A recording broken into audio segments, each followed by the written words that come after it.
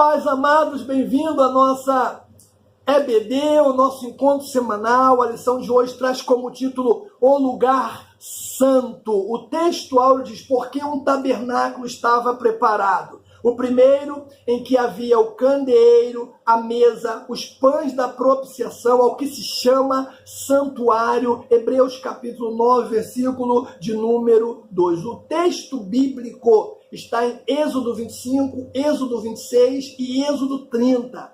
Eu vou ler apenas Êxodo 25, 3 versículos, o de número 23, o de número 30 e o de número 31. Vamos lá. Também farás uma mesa de madeira de acácia. O seu comprimento será de 2 côvados, a sua largura de 1 côvado, a sua altura de 1 côvado e meio. 30. Sobre a mesa porás os pães da propiciação perante mim perpetuamente. 31. Também farás o candelabro de ouro batido se farás o candelabro, o seu pedestal, a sua haste, os seus cálices, os seus botões, as suas flores, formarão com ele uma só peça, palavra do Senhor. Temos 3 objetivos hoje. Primeiro é conceituar o lugar santo. Segundo é elencar as 3 peças que compunham o interior do lugar santo. E terceiro é explicar o véu que demarca o lugar santo do lugar santíssimo. Vamos lá para a nossa lição. Bom, na lição passada nós vimos que as cores da cortina do tabernáculo apontavam para a obra completa de salvação. Nesta lição veremos a importância do serviço e da adoração a Deus refletida no lugar santo, um lugar de reverência e sacrifícios ao Altíssimo. Queridos e queridas de Deus, não podemos perder o senso de serviço e adoração divina. Uma vida piedosa é a que Deus requer de cada um de nós, de cada servo seu. Para isso, não precisamos de intermediários para entrar na presença de Deus. Vou repetir. Não precisamos de intermediários para entrar na presença de Deus. Nosso Deus, o nosso Senhor, o nosso Salvador Jesus Cristo já nos abriu esta porta, meu irmão. A porta está aberta. Só não passa por ela quem não quer. E detalhe, temos o privilégio de passar por ela com ousadia. Não se esqueça disso, no nome de Jesus. Você não precisa de intermediários para entrar na presença de Deus. O primeiro tópico fala sobre o lugar santo, um lugar de serviço e comunhão com Deus. Primeiro, que lugar é esse? Vamos lá, Êxodo 26, 33 diz assim: pendurarás o véu debaixo dos ganchos e levarás a arca do testemunho para dentro do véu. Esse véu vos fará a separação entre o lugar santo e o santo dos santos. Veja que o texto ele mostra a distinção dos 2 compartimentos. Primeiro, compartimento é chamado santuário ou lugar santo. O segundo é santo dos santos ou lugar santíssimo. O primeiro aparece como local de serviço, na qual somente o sacerdote podia entrar para oficializar diante de Deus, como diz Hebreus capítulo 9, versículo 6. Os israelitas eles limitavam-se a trazer as suas ofertas ao altar do holocausto. O povo tinha acesso ao pátio, mas não ao lugar santo. No tabernáculo havia uma porta e 2 véus. Esses 3 elementos impediam a entrada de pecadores na presença de Deus. O caminho para Deus começava com o derramamento de sangue inocente de animais a fim de restaurar a vida do pecador. Era um lugar de serviço, porque ali eram ministrados sacrifícios ao Senhor. Mas também era um lugar de adoração e profunda reverência. Nos dias atuais, irmãos, devemos ter o mesmo espírito quando exercermos um ministério na igreja local ou quando apresentarmos o nosso culto ao Pai Celestial. Paulo fala sobre isso em Romanos capítulo 12, 1 e 2. Quando nos reunimos, ministramos uns aos outros, mas, sobretudo, todos estamos reunidos para adorar ao Rei dos Reis, o Senhor dos Senhores. E o propósito do lugar, tinha-se como principal função ser um local onde os sacerdotes ministravam sacrifícios pelas diversas espécies de pecados cometidos pelo povo de Israel. A cada violação individual, familiar e nacional, o sacerdote ele entrava no lugar santo e apresentava a Deus um sacrifício. Ali estava explícita a santidade de Deus, irmãos. Naquele lugar era o local adequado que Deus escolheu para restaurar a vida do pecador. Entretanto, a apresentação dos sacrifícios não era perfeita, nem suficiente, como registra o escritor aos Hebreus, capítulo de número 9, do 11 ao 14, que ele diz assim: Cristo, porém, tendo vindo como sumo sacerdote dos bens realizados por meio de um maior e mais perfeito tabernáculo, não feito por mãos, isto é, desta criação, e não por sangue de bodes e bezerros, mas pelo próprio sangue, entrou no Santo dos Santos, aleluia, uma vez por todas, havendo obtido a eterna redenção. Se há aspersão do sangue de bodes, de touros e das cinzas de um novilho santificado, os contaminados, quanto à purificação da carne, quanto mais o sangue de Cristo, que pelo Espírito Eterno se ofereceu a si mesmo imaculado a Deus, purificará a nossa consciência das obras mortas para servirmos ao Deus vivo. Querido, hoje nós sabemos que foi Cristo quem apresentou o sacrifício perfeito e suficiente no lugar santo. Por meio do seu próprio sangue, como nós lemos, nos garantiu em seu nome a remissão de todos os nossos pecados. Por isso, quem está em Cristo tem o privilégio de entrar na presença de Deus. Efésios capítulo 2, versículo 18 e 19 diz assim: pois por ele ambos temos acesso ao Pai em um mesmo Espírito. Assim, já não sois estrangeiros nem forasteiros, mas concidadãos dos santos e membros da família de Deus. Aí Hebreus, capítulo de número 10, também diz assim, 10, 19 a 22.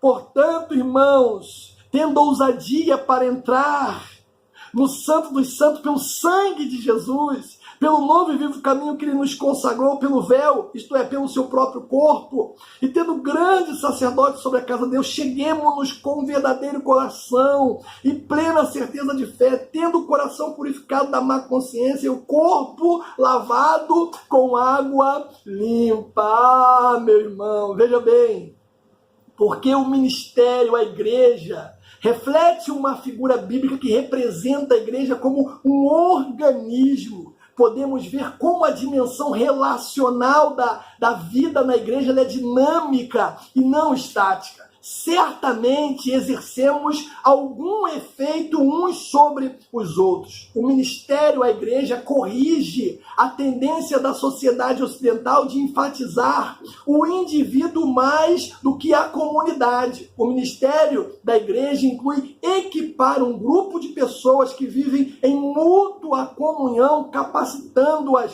a crescer até formarem uma entidade amorosa, equilibrada e madura. Paulo fala isso lá em Efésios capítulo 4, do versículo 11 ao 16, que a equipagem dos santos para o serviço compassivo em nome de Cristo deve acontecer numa comunidade, meu irmão. O crescimento espiritual e o contexto em que ele ocorre de modo mais eficaz não surge por mera coincidência. O amadurecer do crente não poderá acontecer fora da comunidade da fé. Guarde isso. O discipulado não possui nenhum outro contexto senão a igreja de Jesus Cristo, porque não se pode, irmão, seguir fielmente a Jesus a parte de uma participação cada vez mais madura com outros crentes na vida e no ministério do Senhor. Guarde no seu coração.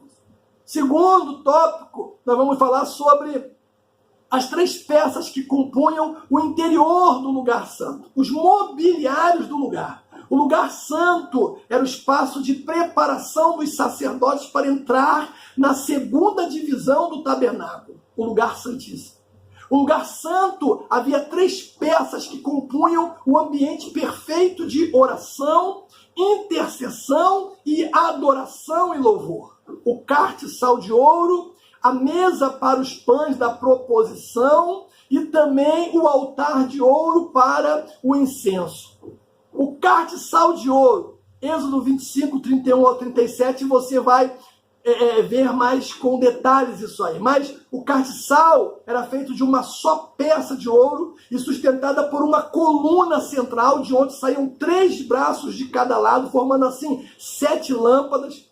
Essas lâmpadas eram interiormente alimentadas por dutos, nas quais havia uma mecha embebida no azeite, fornecendo dessa forma um combustível que, uma vez aceso, fazia o castiçal iluminar todo o ambiente. Ou seja, as 7 lâmpadas produziam uma só luz. Olha que detalhe maravilhoso. Nos evangelhos, o Senhor Jesus, ele é apresentado como a luz do mundo, João capítulo 8. Ele, por sua vez, disse também aos discípulos, e se estende a nós isso: vós sois a luz do mundo. Da mesma forma que o castiçal de ouro iluminava o ambiente escuro, amados, Jesus é a luz que ilumina o mundo em trevas. A igreja também tem essa função na terra até a volta do Senhor, como diz Filipenses, capítulo de número 2, 15 e 16, que diz: para que sejam irrepreensíveis e sinceros filhos de Deus, inculpáveis no meio de uma geração corrompida e perversa, entre a qual resplandeceis como astros no mundo, retendo a palavra da vida, para que no dia de Cristo possa gloriar-me de não ter corrido nem trabalhado em vão. Olha que detalhe bacana. Então, a igreja possui o verdadeiro azeite como a marca da unção do Espírito Santo. Assim, somos chamados por Cristo a iluminar o mundo, pregando o evangelho com poder, autoridade e ousadia. A mesa com os pães, a mesa era feita de madeira de acácia, coberta de ouro. Nela era colocados 12 pães da proposição, Levítico, capítulo 24, você vai ver isso aí, Êxodo 35 também. Os pães eram feitos sem fermento, deviam estes ser comidos pelos sacerdotes, a fim de que os ministrantes estivessem nutridos para exercer o ofício na presença de Deus. O Senhor Jesus, ele é o pão da vida. Ah, que correlação sensacional! E todos os obreiros devem alimentar-se dele diariamente. Só assim poderemos ministrar com graça e autoridade diante da igreja do Senhor. Nesse sentido, amados, todos nós somos um sacerdote.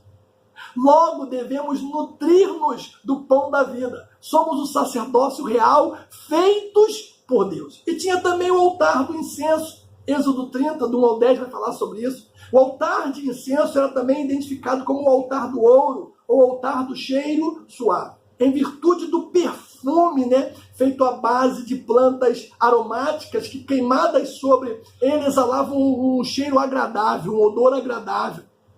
Esse altar também ficava diante do véu que dava acesso ao lugar santíssimo. A palavra de Deus correlaciona o incenso com a figura de oração. As nossas orações também, elas sobem com cheiro suave diante do Senhor, e graças a Deus por isso. Nosso sumo sacerdote, Jesus Cristo, intercede por nós. Ele cumpriu a sua tarefa de intercessor supremo quando, através da sua morte, fez-se nosso único mediador entre Deus e os homens. A oferta do cristão, nós nos aproximamos hoje do Senhor não com uma pomba, ou com um cordeiro, ou com uma cabra, ou um novilho. Nós chegamos com o nosso tudo, oferecendo o nosso tudo ao nosso Senhor, ao nosso melhor amigo. Não barganhando com Ele para a obtenção das bênçãos. Muito raramente, irmão, sei de pessoas que perderam a bênção de Deus quando chegaram abertamente e disseram: eu desejo receber, eu quero dar o melhor de mim. Esse é o segredo de todo o afeto entre pessoa e pessoa, entre os sexos. As pessoas nem sempre estão procurando alguém que as ame. Estão procurando alguém que elas possam amar. Então, quando duas almas estão buscando aquela a quem possa amar, há uma união. E o mundo constata gradualmente que há um verdadeiro casamento ali. Há uma união de espírito tão dissolúvel que nada na terra ou no céu consegue dividir. Cristo está buscando a alma que receberá o seu amor. E o cristão, o verdadeiro, está buscando o Cristo que receberá o amor dele. Ambos estão, na verdade, praticando a inalterável lei de Deus, que diz: dai e se vos há dado. Ah, que bênção! E o terceiro tópico nosso vai falar sobre o véu que demarca o lugar santo do lugar santíssimo. O primeiro véu, Êxodo 26, 36. Então, depois de passar pelo altar do holocausto e pelo lavatório do pátio, havia no tabernáculo um véu que dava acesso ao lugar santo. Esse véu ficava na entrada do lugar santo. Ele era feito com linho torcido bordado. E só depois de passar pelo altar do holocausto e pela bacia do lavatório, o sacerdote podia entrar no lugar santo. Logo, esse primeiro véu tinha o objetivo de demarcar o espaço entre o pátio e o lugar santo. Aqui começa a ficar claro, né, irmãos, os espaços permeados de sacralidade no tabernáculo. O primeiro véu deixava patente o propósito sacro do lugar. O segundo véu, Êxodo 26, 32 e 33. Esse é o véu que ficava entre o lugar santo e o santíssimo. No santuário, somente o sumo sacerdote podia entrar, representando todo o povo de Israel. No lugar santíssimo encontramos apenas a Arca da Aliança. O segundo véu tinha o objetivo de demarcar o espaço entre o lugar santo e o lugar santíssimo. Aqui, a sacralidade inspira uma consciência de intimidade com Deus, porque o sumo sacerdote estava mais próximo do Senhor. O segundo véu deixava claro que, a partir daquele espaço, havia um propósito santo e remidor no lugar sagrado. Os dois véus são uma imagem para nós, né? Antigamente, havia uma gradação e divisão do propósito sacro do tabernáculo. Mas em Cristo, graças a Deus por isso, o nosso sumo sacerdote, por meio ou por intermédio do seu próprio sangue, o acesso à presença de Deus está aberta, como diz Hebreus 9, 6 e 7. Está aberta, meu irmão. Aproveita essa oportunidade, querido, no nome de Jesus. Assim, a Igreja de Cristo tem a liberdade de exercer o seu sacerdócio na presença de Deus. Ah, meu irmão, é demais, é demais. E eu quero concluir a lição dizendo o seguinte, que nós precisamos se achegar. Mas se achegar de verdade, de fato, com ousadia, com confiança diante de Deus. Através do sangue de Jesus fomos salvos, justificados e adotados como filhos de Deus e santificados. As cortinas que nos separavam do Pai foram removidas pelo candeeiro através da morte e ressurreição de Jesus Cristo. Portanto, Não deixe, meu irmão, não deixe de usufruir desse glorioso privilégio. Entre, a porta já está aberta. Que Deus te abençoe no nome de Jesus.